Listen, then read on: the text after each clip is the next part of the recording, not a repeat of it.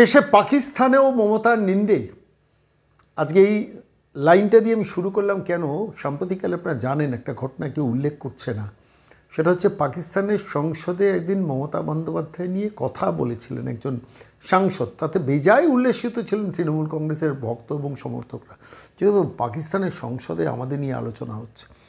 পাকিস্তান মাঝে মাঝে ভারতবর্ষের বিরোধী নেতাদের নিয়ে অনেক সময় তাদের ব্যাকআপ করে, তাদের স্পন্সর করে বলবো না, তাদের প্রমোট করে, তাদের নিয়ে ভালো ভালো কথা বলে। সাম্প্রতিককালে পাকিস্তানের একজন রাজনীতিবিদ, আপনারা জানেন যে অরবিন্দ কেজরিওয়াল, তিনি যাতে ভালো রেজাল্ট করেন সেই আশা প্রকাশ করেছেন। এসব অনেক সময় আমরা দেখেছি। কিন্তু এবারে কি ঘটনাটা ঘটলো যে পাকিস্তানের মেডিকেল অ্যাসোসিয়েশনও নিন্দে করে বসলো পশ্চিমবঙ্গের এই দুর্ভাগ্যজনক ঘটনা, যে ঘটনায় 31 বছরের একজন উজ্জ্বল প্রতিভার প্রাণ চলে গেল। আপনারা জানেন সাম্প্রতিককালে সারা পৃথিবী জুড়ে নিন্দা হচ্ছে। প্রথমে সেটা ভাবা হয়েছিল যে পশ্চিমবঙ্গ জুড়ে নিন্দা হবে, না, পশ্চিমবঙ্গর সীমানা ছড়িয়ে ভারতবর্ষে কখনো চেন্নাই, মুম্বাই, দিল্লি, বিভিন্ন পন্ডিচেরি, গোয়া, বিভিন্ন জায়গায় নিন্দে হচ্ছে। এবং এই নিন্দের মূল ফোকাস পয়েন্টটা দেখুন, অপরাধী ধরা পড়ুক, অপরাধীর শাস্তি, উই ওয়ান্ট জাস্টিস, এটা একটা দিক। কিন্তু অপরাধীকে বাঁচানোর জন্য কলকাতা পুলিশ, বিনীত গোয়েল, মুরলীরা যা চেষ্টা করছেন এবং মমতা বন্দ্যোপাধ্যায় তাদের দিয়ে অপরাধীদের বাঁচানোর যে প্রক্রিয়াটা করছেন, এটাই কিন্তু সবথেকে দৃষ্টিকটু লাগছে সারা পৃথিবীর মানুষের। আমি যত ভিডিও সারা পৃথিবী থেকে পাচ্ছি, আমি দেখছি যখন তারা বক্তব্য রাখছেন, গভর্নমেন্ট ইজ প্রোটেক্টিং, এই কথাটা বলছে। ওয়াই? কেন? সরকার কেন প্রোটেক্ট করছে অপরাধীদের? এই মেসেজ কেন সারা পৃথিবীতে ছড়িয়েছে? তার কারণ তো ওই বিনীত গোয়েল বাহিনী, তাদের দিয়ে দেখুন যেদিন রাত দখলে রাতটাকে নোংরামি করে যেভাবে ভ্যান্ডালিজম করা হলো, আরজিকর মেডিকেল কলেজ হসপিটালের ভেতরটা ভাঙচুর করে ছেড়ে দেওয়া হলো এবং তৃণমূল বাহিনী পাঠিয়েছিল, সেটা সবাই জেনে গেছে।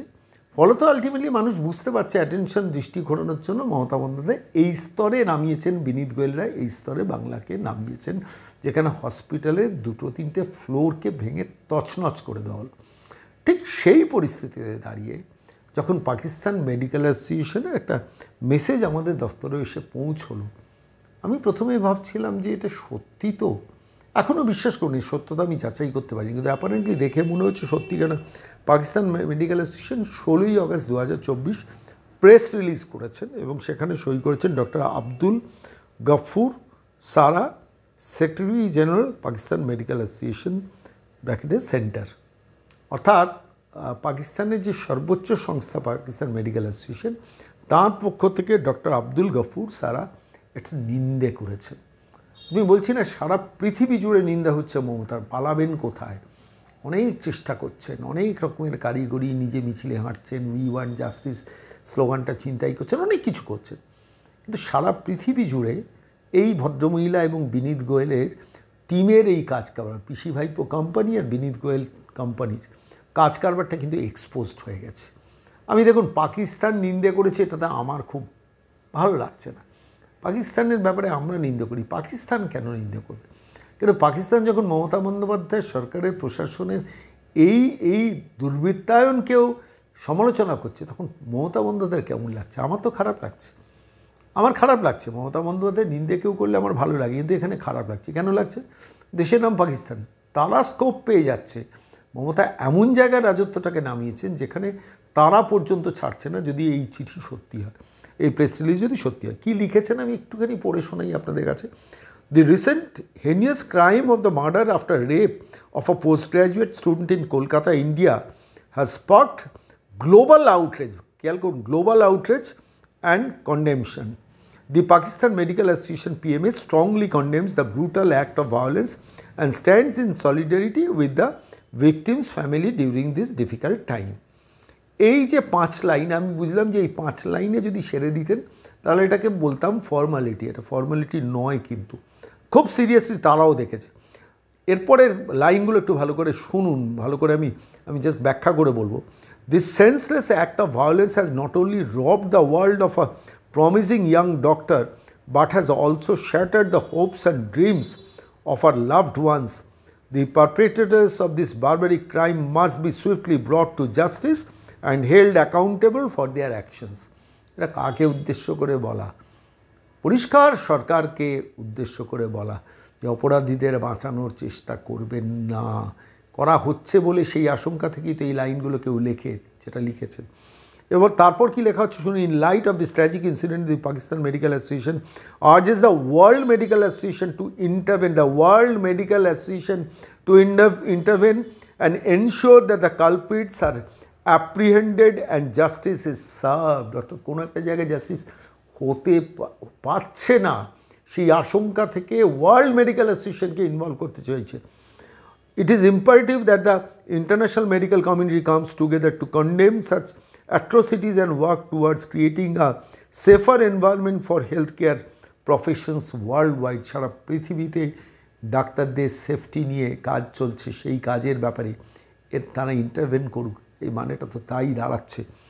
PMA stands firmly with the victims' family in this difficult time, and we extend our deepest condolences to them. The Pakistan Medical Association remains committed to advocating the rights and safety of medical professionals and will continue to support efforts to bring about justice in this and all similar cases.